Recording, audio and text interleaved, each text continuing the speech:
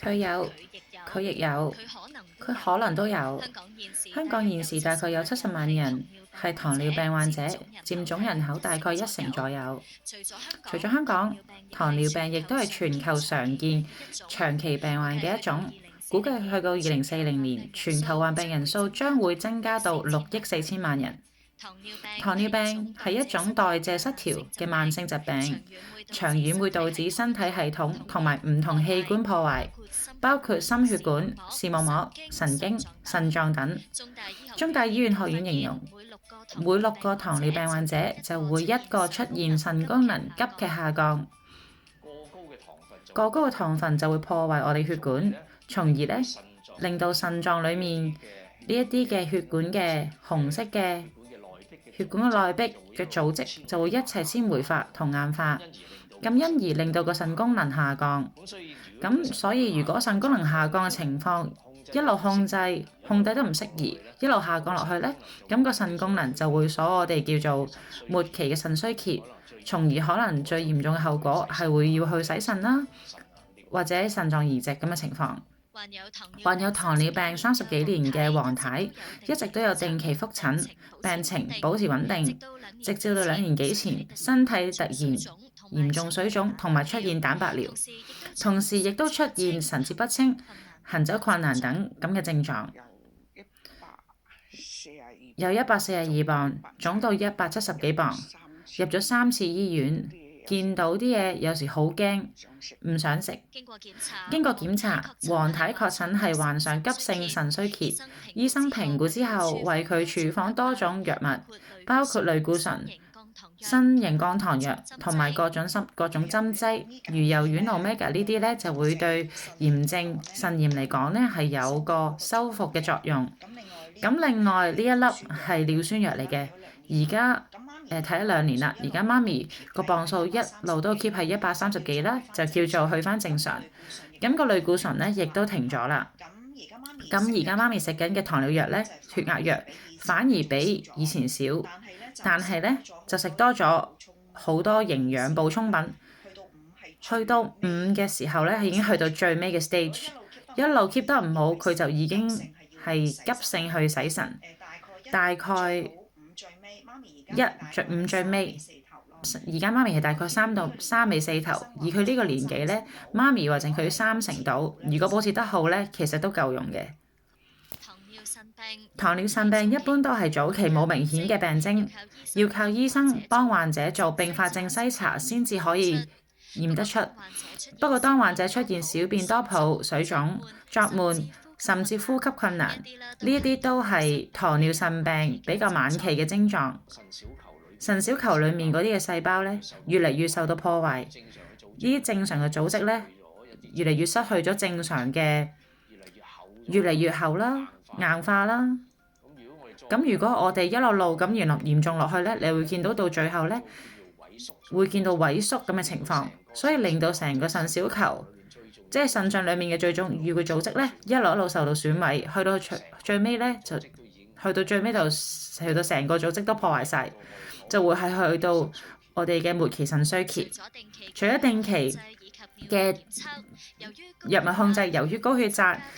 會增加糖尿病所造成嘅心血管併發症嘅風險，所以控制血壓對於糖尿病患者嚟講相當重要。呢個正常嘅血管裡面係普通嘅，但係當你糖尿腎病長期耐咗啦，其實個血管裡面嘅內壁係會受到不同嘅原因嘅阻塞，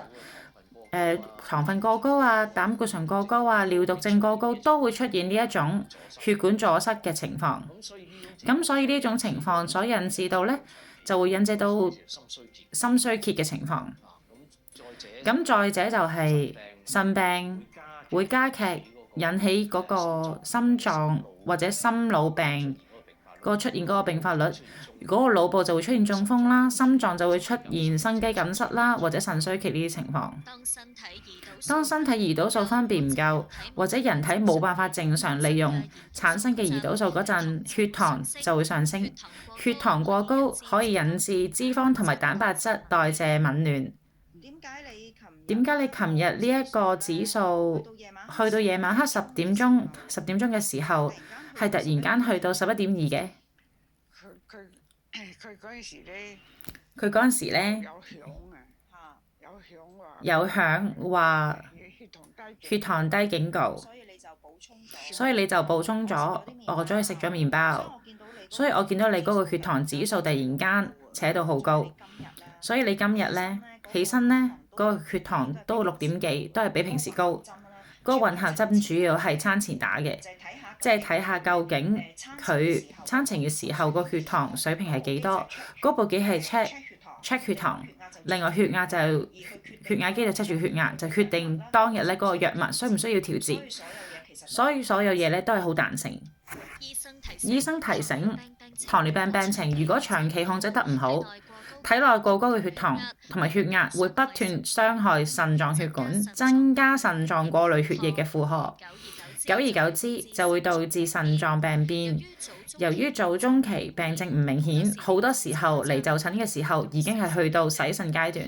目前去洗腎嘅病人當中，超過一半係糖尿腎病嘅病人，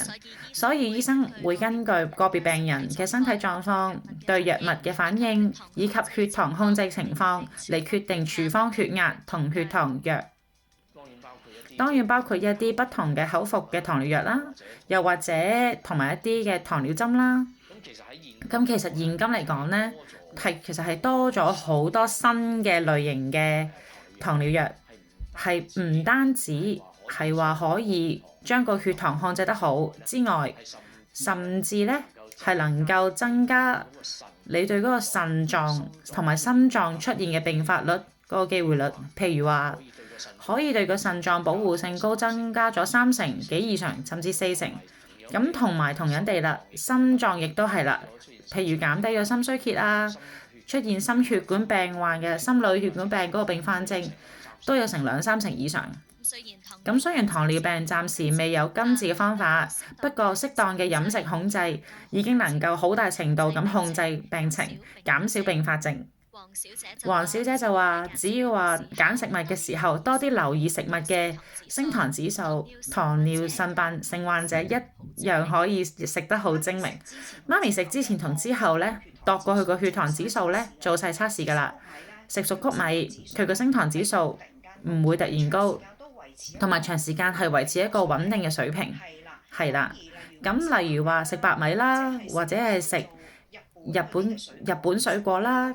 其實佢嗰個升糖指數好犀利，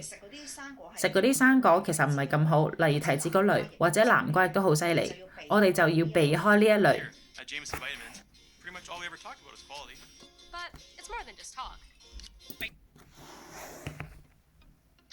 糖尿腎患者除咗要遵從低油嘅飲食原則，另外睇蛋白質嘅攝取量方面都有特別嘅考慮，目的係減少腎臟負荷。蛋白質嘅量唔可以過多，要維持喺每公斤大概0.6至0.8克。因為過多嘅蛋白質咧會增加腎臟嘅負荷，咁令到腎衰竭嘅速度會加速。患腎病嘅病人一定要記住，唔可以食羊肚，因為羊肚有